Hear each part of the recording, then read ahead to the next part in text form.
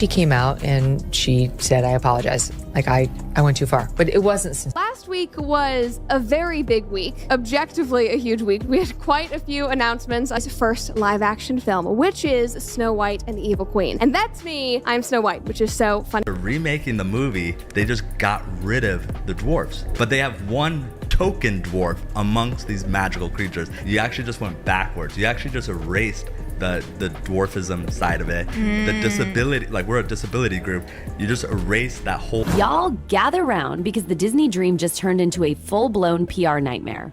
And at the center of it all, Rachel Zegler. Just a year ago, she was hailed as Disney's next royal golden girl, a fresh face, a breakout star, a symbol of the studio's new era of magic and modernity. But now, that fairy tale crown is gathering dust in the attic of her childhood home. Because yes, Rachel Zegler has reportedly moved back in with her parents, and no, this isn't a temporary between projects thing. It's a fall from grace thing. Now, I'm guessing that she's not married. I'm guessing that she doesn't have kids. The movie is a complete disaster, by the way. Pretending like Rachel Zegler is the first of them all when she looks like Lord Farquaad in the film. No one on the right side of America can stand the star of this movie. Have they ever thought about maybe like a little bit of like, I don't know, vulnerability study, opposition research, that sort of thing, before you go and hire some Zoomer who's a lunatic? And baby, it gets even messier. Because right as Rachel was packing her bags, Disney was quietly yanking Snow White merchandise from shelves. No press release, no big announcement, just poof, gone. That's how bad this got. We're talking dolls, dresses, tiaras, all of it vanished or steeply discounted. It's Disney's way of saying, we're done here without actually saying anything. A move so brutal, yet so hush-hush, it screams embarrassment. This wasn't supposed to happen. Snow White was meant to be the crown jewel of their remake empire. Now, it's the poster child of everything that can go wrong when you mix bad press, tone-deaf interviews, and pure arrogance. Doing catastrophically. They spent $300 million and it currently has a 2.2 out of 10 rating on IMDb. The movie has a major identity crisis. Oh my God. Part of the first, fairy tale ever told. There's a big focus on her love story with a guy who literally stalks her. Weird. Hardcore. They're petrified of some kind of backlash. I wanted my money back. It was very disappointing. Snow White has become that disaster, the one every studio will whisper about in backroom meetings for years to come. The merchandise pull alone has shaken the industry. Because when Disney, the merchandising king of the world, pulls your products, that means they have zero faith left in the brand. Zero. And let's not forget, merch is Disney's moneymaker. They sell nostalgia in plastic form. And if they're walking away from all that revenue, that's not damage control.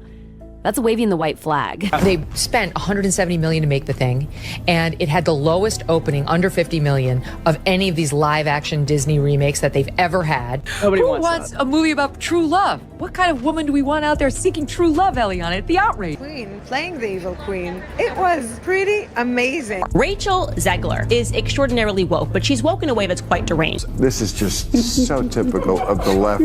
The progressives always finding a way to find their way back to doing something not progressive. The numbers are in, and they're nothing short of horrifying.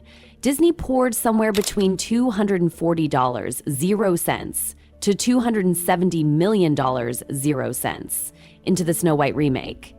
That kind of budget should have bought them a global juggernaut, a blockbuster, a guaranteed billion-dollar smash.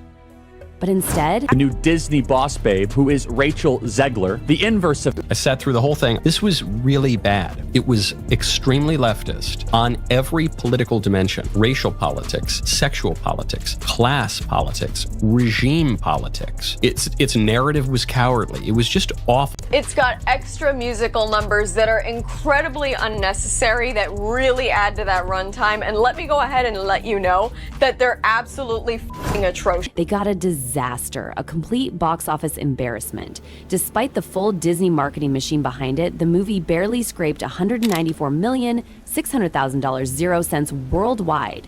That's not even enough to pay back the production costs, let alone the ocean of cash they spent on global ads, influencer deals, and those endless press interviews that aged like sour milk. It wasn't just a loss, it was a slap in the face. To investors, to fans, to the entire Disney machine. So apparently, according to them and according to the writers of Snow White, women can't even want to be in love anymore. And you know the saying, go woke, get broke, and Disney's gonna lose money on this movie, and I believe it only made less than $1 million. They say all you have to do to make your wish come true is let it echo, echo, echo, echo. Controversy in Snow White. The dwarves have been eliminated in the live action. Yeah. Now it's Snow White and the 7 magical beings. Wait, it's 7 and the magical beings? Yeah, they won't even say magical and the 7 beings. dwarves? No, because they're not dwarves. For right now, that's the only jobs that are there. Disney deleted Someday My Prince Will Come and made a modernized feminist alternative. Insiders are whispering that the losses could hit over $115 million 0 cents.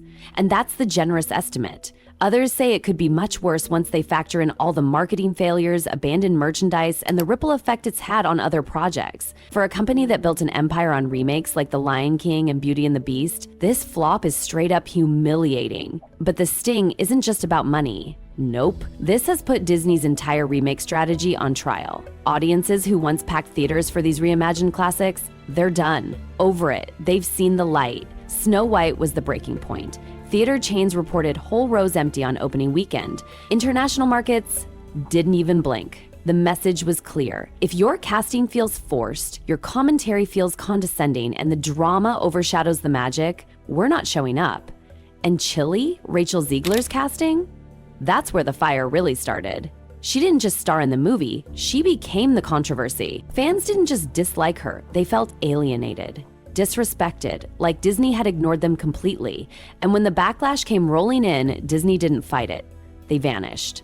Fast. The social media campaigns? Canceled. Press interviews? Scrapped. Late night shows? Gone. Disney went silent. And then, they did the unthinkable. They pulled the merch. They didn't even try to salvage the image. They just retreated. And for Disney, that's not just rare, it's unprecedented. But it doesn't stop there. The ripple effect has hit hard. Word on the street is Disney is pausing multiple other live-action remakes that were already greenlit. Yup, projects that were supposed to be sure things, now sitting in limbo. Executives are reportedly in full-blown crisis mode. Emergency meetings, strategy overhauls, desperate attempts to understand how one of their most iconic stories crashed so violently. And guess what? There's even talk that Disney is rethinking their entire remake model. No more rubber stamping old fairy tales with new filters. The days of modern spins and heavy-handed updates, they might be over. Because this time, the audience clapped back, hard. And Rachel Zegler, she's right in the center of this firestorm. Now, instead of red carpets and press tours, she's back home, living with her parents, rebuilding, retreating, but she's not giving up, at least not publicly. In what some call a calculated rebrand, Rachel pivoted to the stage. She took the lead role in London's West End revival of Evita. At first glance, it looked like a smart move, return to her musical theater roots, reconnect with fans, show off her raw talent, escape the Hollywood chaos. But behind the curtain, it's not working.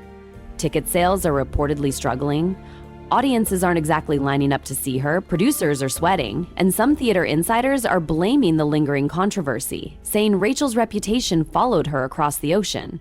It's like no matter where she goes, the ghost of Snow White keeps haunting her. And baby, it ain't just the UK that's watching. The headlines? Still screaming about the merch disaster, still dragging Disney's name through the mud, still roasting Rachel Zegler for a role that should have launched her into superstardom, but instead left her career hanging by a thread.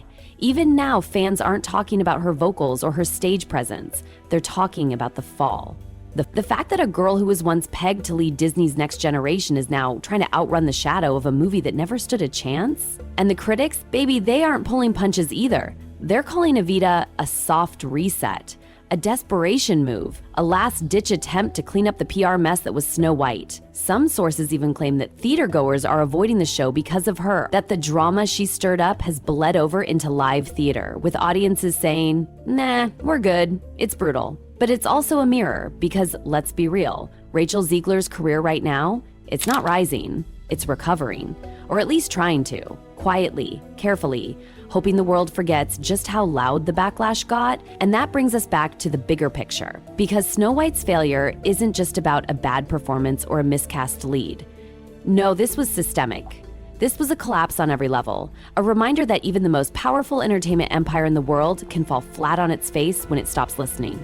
This was supposed to be Snow White, the one that started it all, the classic, the original, and they messed it up so badly it's now the reason other remakes are being shelved. Studios across Hollywood are spooked. You can feel it. They're pulling back on reboots, reassessing scripts, canceling what were once guaranteed moneymakers, and not because of budgets or timelines, but because of fear. Fear of ending up exactly like Snow White. There's buzz that test audiences are being brought back in, that executives are demanding rewrites, that listening to the fans has gone from an empty slogan to a desperate survival tactic. And it's not just Disney. Other studios that had their eyes on modernizing classics, they're sweating too. The vibe in the industry has shifted from bold reinvention to back to basics. Writers are being told to cut the politics. Directors are being told to honor the originals. And actors, they're being warned no more off-the-cuff interviews that insult the legacy of the characters.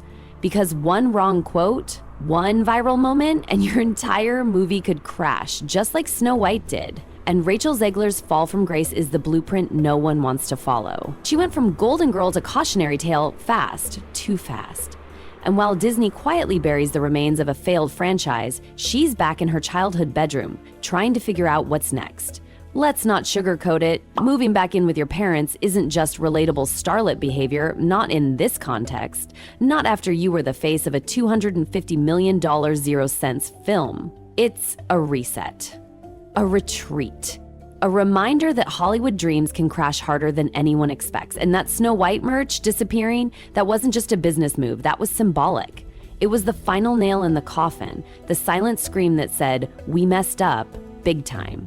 It wasn't just about low sales, it was about brand toxicity, about image damage, about the kind of failure that even Disney's trillion-dollar magic wand couldn't erase.